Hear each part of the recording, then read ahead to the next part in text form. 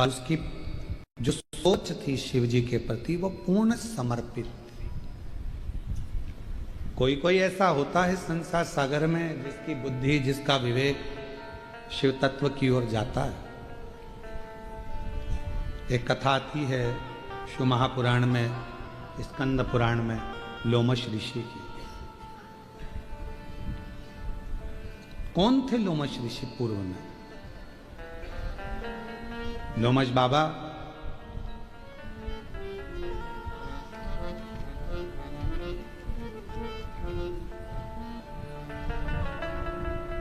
जो एक घर में जन्म ले लेते हैं, बहुत छोटा सा परिवार है और दरिद्र भी है, कुछ खाने के लिए नहीं, कुछ भी।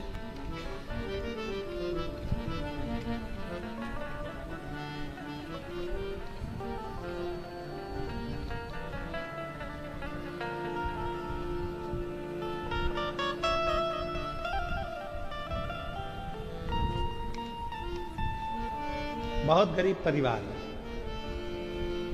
भोजन के भी लाले हैं, कुछ खाने के लिए नहीं है, कुछ रखने के लिए नहीं है, बहुत साधारण सा परिवार, दुखी थे।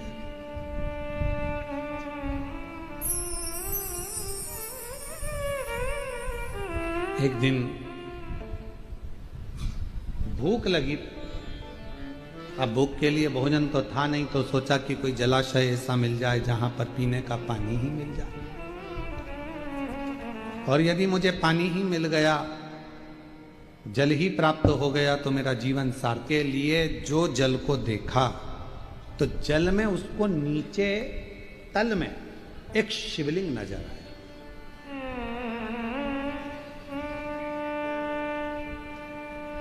अब उसने विचार करा कि यदि मैंने इसमें से पानी पिया तो बाबा को तो झूठा लग जाएगा। भाव, आज हम बैठे हुए थे तो हम बैठे बैठे विकास महाराज जी को और आशीष महाराज जी को, दोनों को सत्संग कर रहे थे बैठे, सुबह सुबह भगवान की सेवा करते हुए। भोलेनाथ जी का अभिषेक करे, ठाकुर जी का अभिषेक करे, शालिग्राम जी का पूजन करे, और पूजन करके ये दोनों बैठ गए थे, सत्संग चलता।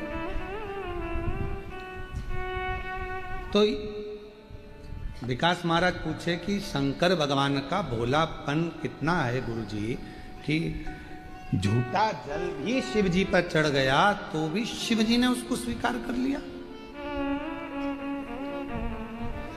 शिव महापुराण में कड़प की कथा आती है। डाकू था, केवल शंकर के मंदिर में गया था और जाकर देखा कि शिव की आराधना कैसे होती है, तो मुंह में पानी भर कर आ गया था और शिव जी पर लाकर डाल दिया। पात्र नहीं था, और शिव जी ने उस पर कृपा कर कर उसको दर्शन दे दिए।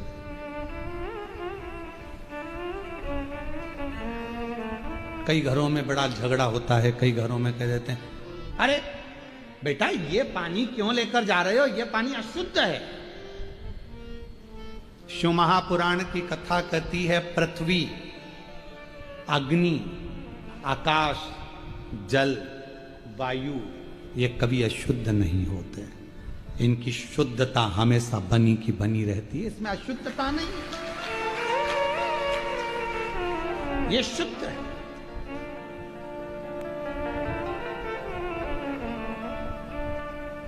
अरे ये पानी लेकर जा रहे हो तुम, ये पानी अशुद्ध है, ये पानी कहां ले जा रहे हो तुम, ये पानी अशुद्ध है। शिव महापुराण की कथा कहती है, अगर तुम्हारे मंदिर में, शिवालय में, देवालय में आप जा रहे हो भगवान का दर्शन करने के लिए, अगर भगवान के मंदिर में अगर आप कुछ लेकर भी जा रहे हो, दिल से मालूम पड़ा कि मेरे पास कुछ भी नहीं है, एकमात्र एक चावल का दाना भी अगर तुम लेकर जा रहे हो, तो दिल से अगर लेकर जा रहे हो तो शिव उसको करोड़ों में स्वीकार कर रहा है। और यदि चावल का दाना भी नहीं है, जल भी नहीं है, पुष्प भी नहीं है, आभूषण भी नहीं है, कुछ नहीं है, तो आप स्वयं तो जा रहे हो।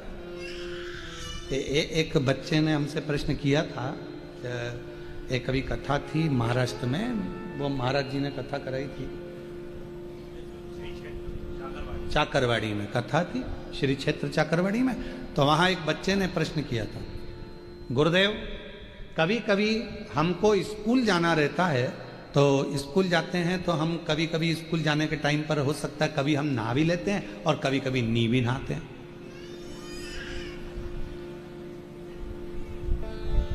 तो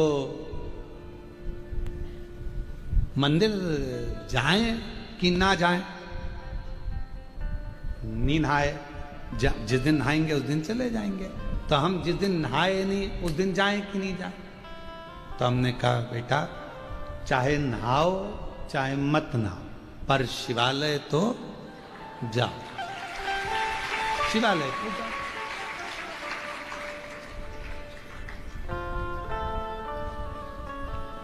उसके घर के लोग भी खड़े थे।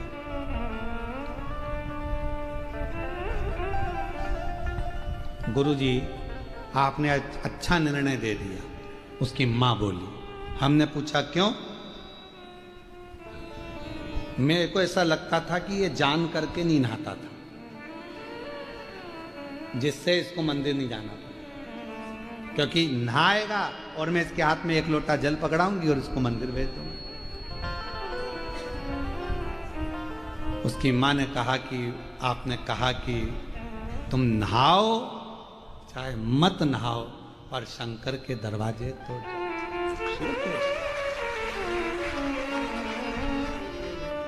बहुत दयालु है वो, बहुत दयालु। उसने ये नहीं देखना है तुमको कि तुम क्या हो, उसको ये नहीं देखना है तुम में कि तुम कैसे भजन हो, कैसे भजन।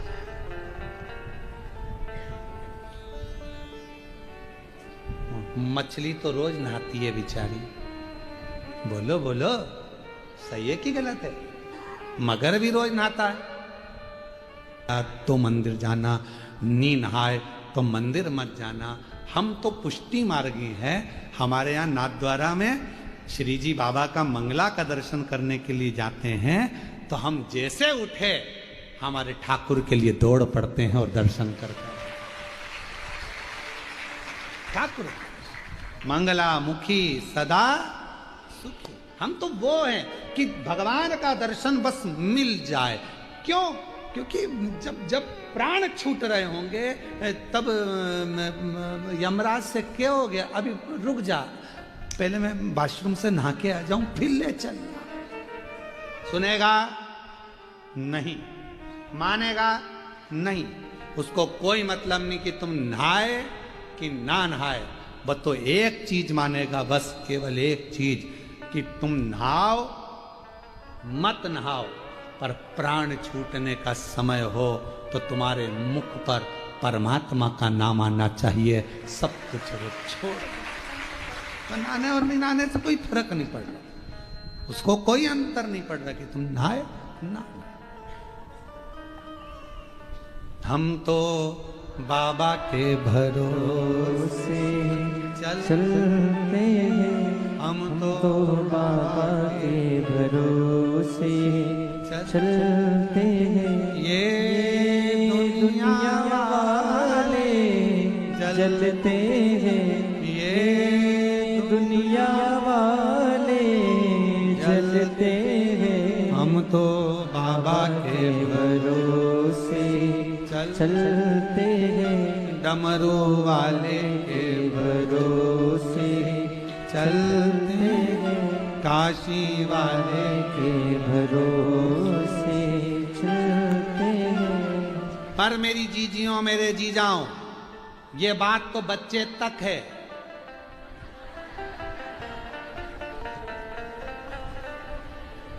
नहीं तो बहू में सोचे महाराज जी ने फ्री कर दिया, महाराज जी ने फ्री कर दिया। तो बाबा ये बच्चों तक सीमित है। आपको तो बाबा के पास में जाना चाहिए तो पूरा साज सजाकर, बाप को भी लगना चाहिए मेरी बेटी खुश है। बाल पूरे ऐसे बिखरा बिखरी हैं, टीकी ऐसी हो रही है, एक आंख का काजल इधर जा रहा है और साड़ी इधर उधर जा रही है। पापा, और पापा जो देखे भाऊ, और जो भाऊ ने देखा बेटा तेरी ये हालत कैसे हो गई? बाप को, पिता को दुख लगे कि इसकी क्या हालत, देख तेरे संसार की क्या हो गई भगवान।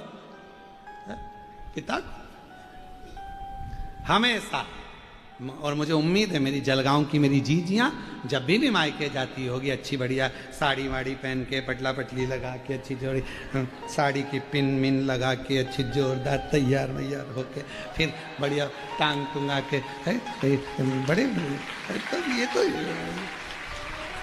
जब यहाँ पर माता लक्ष्मी पर्स टांग कर चल रही है तो फिर तो जलगांव। हमने तो कल स्वामीनारायण मंदिर में देखा था कि लक्ष्मी जी भी पर्स रखी हुई थी। तो ये तो फिर तो ये जलगांव है। जलगांव का जलवा कम थोड़ी ना होना चाहिए। तो आप लोग जाते होगे मायके तो थोड़ा सच धज के ही जाते होगे, ये मेरा विश्वास कहता है। पापा से मिलने जा रही हूँ, मेरे मायके जा रही हूँ, सुंदर होकर तैयार होकर बच्चों की पार्टी वाटी पाड़कर। बच्चे पूछ रहे मम्मी कहाँ जाना है, स्कूल से अब भी आया, कहाँ जाना है, नाना जी के घर। बच्चा भी तैयार हो गया। तो निवेदन है मेरे बाबा, बच्चे तक सीमित है पर तुम अपने बाबा से मिलने के लिए, पिता से मिलने के लिए, और मेरे जी जाओ तुम अपने ससुर से मिलने के लिए जब जाओ तो थोड़ा सा तैयार। इतने सुंदर बढ़िया सज धज कर जाओगे तो बाबा भी कहेंगे कितना। उसको लगना नहीं चाहिए, उसको भी लगे कि मालूम पड़े तुम ऐसे जाओ तो उसको लगे टेंशन में। नहीं, टेंशन कितना भी हो, टेंशन कितना भी हो पर चेहरे पर मेंशन होना चाहिए। टेंशन कितना भी हो पर अपना चेहरा की गए तो बाप को भी लगना चाहिए कि हाँ मेरी बेटी आई है, मेरा बेटा आया, मेरा दामाद आया, मेरा बेटा आया, उसको लगना चाहिए। तो यहां लोमश बाबा का जो पूर्व का जन्म था, एक बहुत दरिद्र, बहुत गरीब परिवार, साधारण सा, जहां कुछ भी नहीं है, कुछ भी। भोज पानी पीने के लिए गया, जलाशय में छोटा सा एक शिवलिंग नीचे देखा, एक शिवलिंग। और जब शिवलिंग देखा मन में भाव जागृत हुआ, मन में भाव, अगर मैं जल पीऊंगा, पानी मेरा झूठा शिव जी पर गिरेगा, शंकर भगवान रुष्ट हो जाएगा, ये अच्छी बात नहीं है। पर प्यास बहुत लग रही है, आसपास में कोई जलाशय नहीं है, तो उसने विचार करा पहले जल पी लेता हूं थोड़ा सा लेकर। हाथ की अंजलि में जल भरा, दूर गया, हाथ की अंजलि से जल पी लिया। जल पीकर फिर गया, उस जलाशय को छोड़कर दूसरे जलाशय में जाकर हाथ को धोकर एक कमल का पुष्प तोड़ लिया। एक कमल, कहते हैं लोमश बाबा का चरित्र कहता है, लोमश ऋषि का चरित्र कहता है कि यदि किसी व्यक्ति ने अपनी जिंदगी में एक नियम बना लिया कि मुझे प्रदोष के दिन बाबा देव अधिदेव महादेव को एक कमल का पुष्प चढ़ाना, और कई मौसम ऐसा होता है कि उसमें कमल का पुष्प नहीं मिलता तो कमल गट्टा बाजार में मिलता है, देखा है आप लोगों ने, काला कलर का होता है कमल गट्टा। एक कमल का गट्टा भी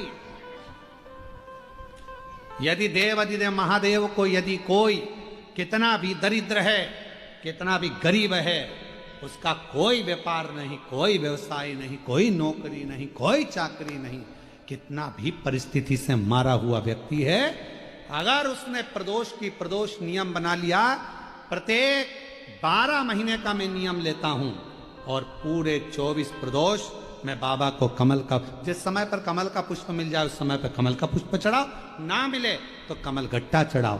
पर जिसने प्रदोष का नियम बना लिया, 1 साल पूरा नहीं होगा और मेरा बाबा उसका हाथ पकड़कर उसको मंजिल तक पहुंचाना प्रारंभ करेगा। कितना भी दरिद्र हो, कितना भी दरिद्र। यह लोमश ऋषि की कथा कहती है, ये लोमश बाबा का चरित्र कहता, कितनी भी गरीब परिस्थिति क्यों ना हो, कितना भी दरिद्रपन क्यों ना हो, कुछ नहीं घर में, पर बाबा पर आश्रित होकर। एक पत्र है, अच्छा है, देखो।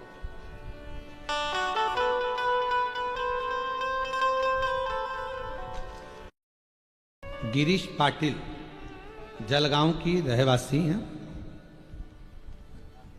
2022 में गले की अन्न नली के पर कहीं बैठे हैं, आप ही हैं, आ जाओ, एक बेलपत्र ले जाना। लास्ट स्टेज का कैंसर हो गया 2022 में, गठान हो गई। जांच कराने पर डॉक्टर ने बताया कि ये गठान कैंसर की है और कैंसर पूरे शरीर में फैल चुका है, लास्ट स्टेज है। कुछ समय आपको दिए हैं, थोड़ा 6 महीना। डॉक्टर ने केवल बहुत थोड़ा सा समय दिया। तब मेरे घर के मालिक ने कहा कि सियोर वाला बाबा कथा कहता है, शिव महापुराण की कथा सुनना प्रारंभ करो। मैं इलाज के साथ मंत्रोच्चार करती, श्री शिवाय नमस्तुभ्यम का जप करती, सीहोर जाकर बाबा की कंकर शंकर पूजन कर कर रुद्राक्ष लाए, बेलपत्र बाबा को चढ़ाकर खाना प्रारंभ करा। कुछ शरीर में जाता तो नहीं था। डॉक्टर ने भी थोड़ा सा समय 3 से 6 महीना जीवित रहने का कहा था। लास्ट स्टेज था, ऑपरेशन का मना करे तो करे क्या। तब 1 लोटा जल, बेलपत्र और सीहोर का रुद्राक्ष, इसी पर आश्रित रहे। डॉक्टर ने तो दवाई जो दी वो दी। बाबा, आज मैं बाबा के सामने खड़ी होकर साधुवाद कहती हूँ। छत्तीस पर हो जाए जरा सी हम पर कर दो जरा से। मेरा नाम श्रीमती ज्योति युवराज मराठे है। कहीं बैठी हो, आप ही हैं, आइए एक बेलपत्र लेकर जाइए। गांव सिरसोली, जिला जलगांव की रहने वाली हूँ गुरुदेव। आपकी वाणी से भोले बाबा की कथा मालेगांव धूले, बड़े जटाधारी महादेव और जलगांव, इन सब जगह पर सुनी है। हर दिन आपकी होने वाली ऑनलाइन कथा भी श्रवण करती हूँ गुरुदेव। मेरे पिताजी के पाँव में दयाराम दयाराम सोनू मराठे हैं। उनके पैर में एक जख्म हो गया था। वो पैर में इतना बड़ा फैल गया था कि उनको वेंटिलेटर पर डाल दिया गया था। शरीर काम नहीं कर रहा, क्या करें, घबरा गए। तब पिताजी के गले में एक रुद्राक्ष पड़ा हुआ था। उन्होंने कहा कि बेटा, इस रुद्राक्ष का जल में कभी नहीं पिया, वो रुद्राक्ष मैंने उतार कर भी रख दिया था, वो रुद्राक्ष घर पर रखा है, उसको मंगाया जाए। रुद्राक्ष लाए, तांबे के लोटे में गलाकर शिव को चढ़ाकर वो जल पिताजी को देना प्रारंभ करा। बाबा, ऐसी शिव ने कृपा करी, जैसे ही थोड़ा आराम लगा, वेंटिलेटर से निकले, पिताजी ने कहा एक बार सीहोर चले जाओ, वहां का चढ़ा हुआ जल बेलपत्र लाओ, मिट्टी लाओ। सीहोर गए, वहां से जाकर मिट्टी लाए, जल लाए, हमारे पिताजी के शरीर पर लगाना प्रारंभ करा। डॉक्टर भी आश्चर्य में पड़ गया कि एकदम से इतना आराम कैसे लग सकता है। जो पांव कटने की कतार पर था, आज पूर्ण तरह से स्वस्थ है। शिव कृपा।